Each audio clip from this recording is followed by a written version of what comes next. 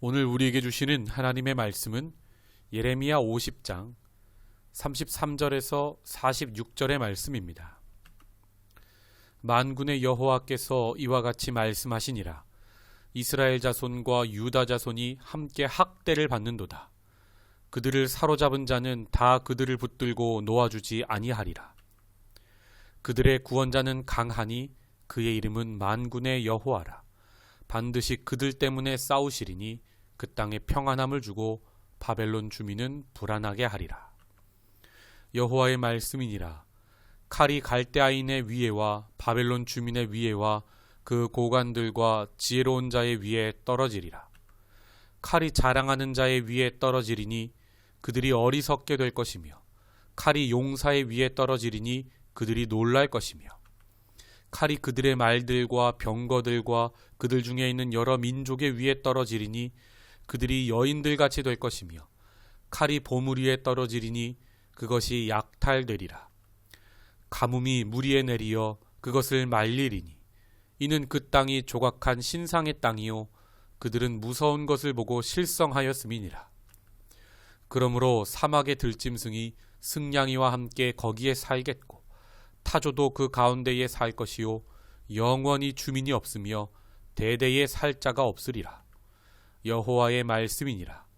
하나님께서 소돔과 고모라와 그 이웃 성읍들을 뒤엎었듯이 거기에 사는 사람이 없게 하며 그 가운데에 머물러 사는 사람이 아무도 없게 하시리라. 보라, 한 민족이 북쪽에서 오고 큰 나라와 여러 왕이 충동을 받아 땅끝에서 일어나리니 그들은 활과 투창을 가진 자라.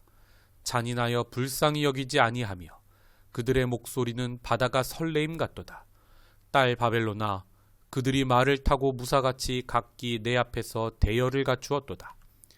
바벨론의 왕이 그 소문을 듣고 손이 약하여지며 고통에 사로잡혀 해산하는 여인처럼 진통하는도다. 보라, 사자가 요단의 깊은 숲에서 나타나듯이 그가 와서 견고한 처소를 칠 것이라. 내가 즉시 그들을 거기에서 쫓아내고 택한 자를 내가 그 자리에 세우리니 나와 같은 자 누구며 출두하라고 나에게 명령할 자가 누구며 내 앞에 설 목자가 누구냐. 그런즉 바벨론에 대한 여호와의 계획과 갈대아 사람의 땅에 대하여 품은 여호와의 생각을 들으라.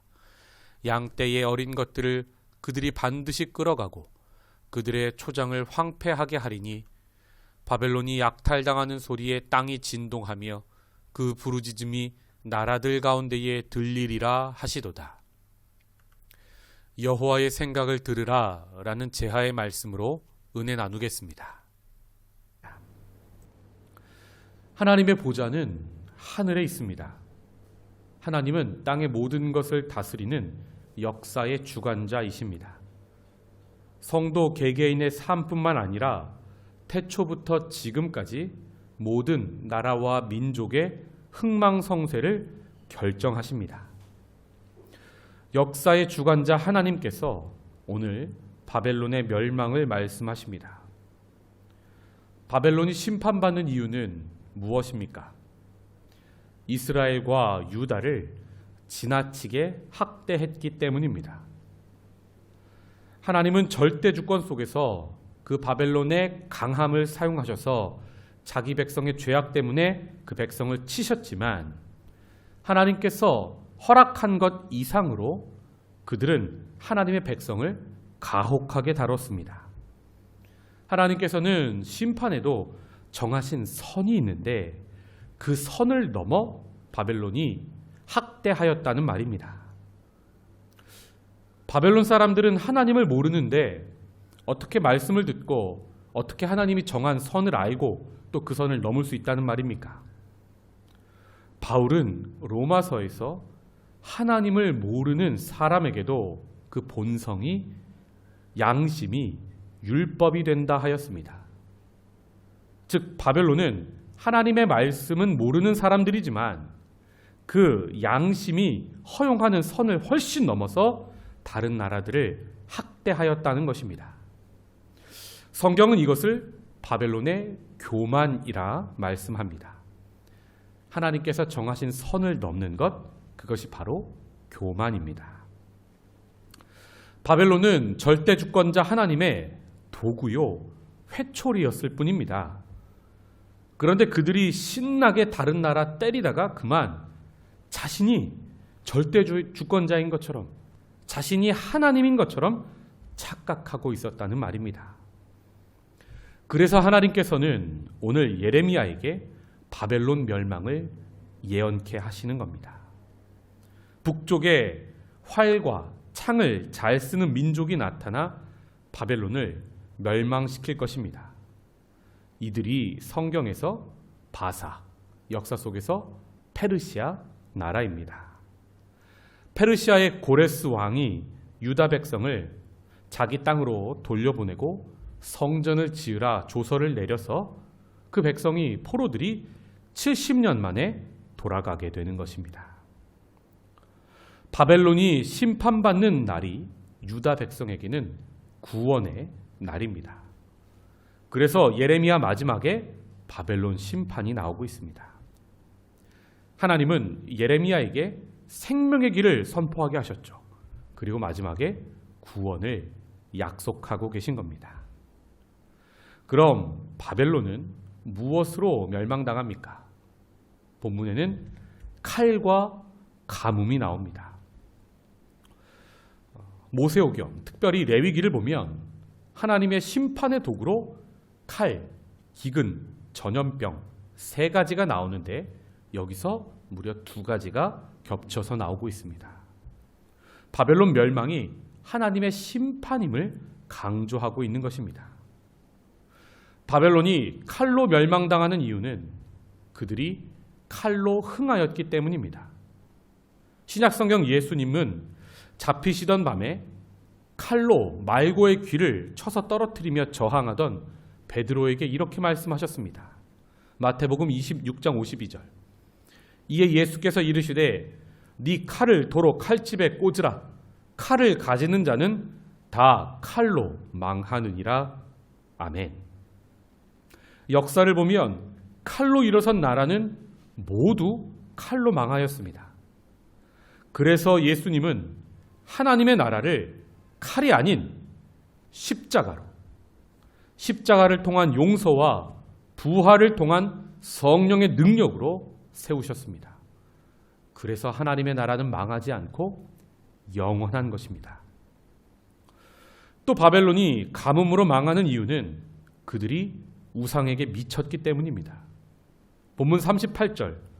가뭄이 무리에 내리어 그것을 말리리니 이는 그 땅이 조각한 신상의 땅이요 그들은 무서운 것을 보고 실성하였음이니라. 무서운 것에 실성했다는 말을 우리말 성경으로 보면 그들이 우상들에 미쳤다라고 나옵니다. 이 시대를 향한 말씀 같지 않습니까?